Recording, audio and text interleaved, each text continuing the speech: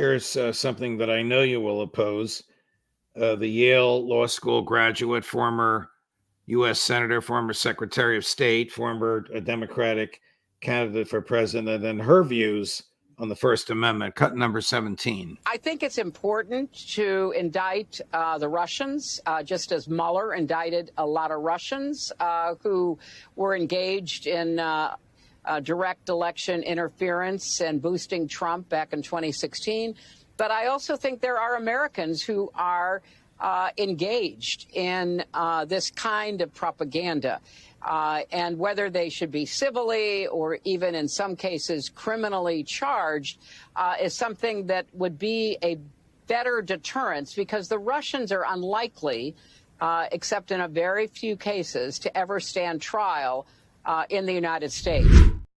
Somebody's got to be tried, and if the Russians can't be tried, they might as well try Americans who are expressing political opinions that the FBI and Mrs. Clinton think constitute propaganda. This is just off the wall for somebody with a basic education, much less a graduate of a top flight law school.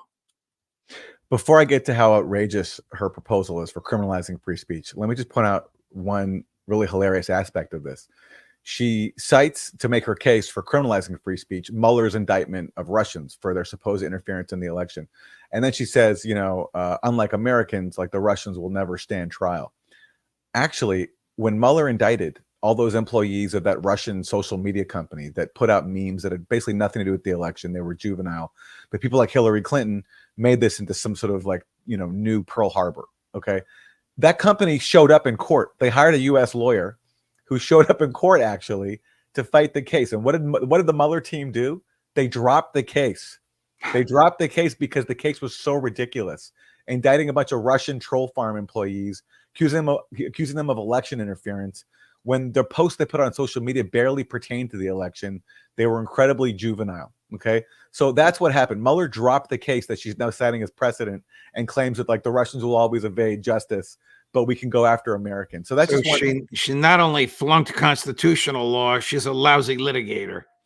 To litigate. And of course, the irony of her calling for criminalizing people who put out propaganda when she is behind one of the most consequential and disastrous propaganda campaigns in U.S. history, which is Russiagate. Her campaign funded the Steele dossier, which was the basis for the allegations that Donald Trump and his campaign were engaged in a sprawling conspiracy with Russia. And the FBI relied on that Clinton-funded propaganda to make their case for leads, for surveillance warrants.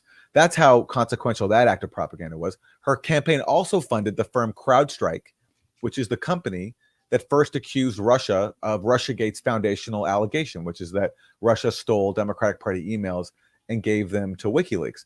CrowdStrike, as your frequent guest Ray McGovern constantly brings up, and which the U.S. media refuses to cover, CrowdStrike, the president admitted under oath, actually, you know what? We have no evidence of Russian hacking, even though we publicly accuse it. And even though this Russian hacking allegation became the basis for these Russian interference claims, which not only, gave Hillary Clinton a pass for losing to Donald Trump, and not only empowered Hillary Clinton to then call for criminalizing free speech, but have led to a considerable deterioration in diplomacy between the U.S. and Russia, and I think was a major factor in why we're in a proxy war in Ukraine today. So Hillary Clinton, the sponsor of one of the worst and most malicious propaganda campaigns in U.S. history, is now calling for criminalizing people who spread propaganda. And so if her proposal was applied, she'd be the first one in prison.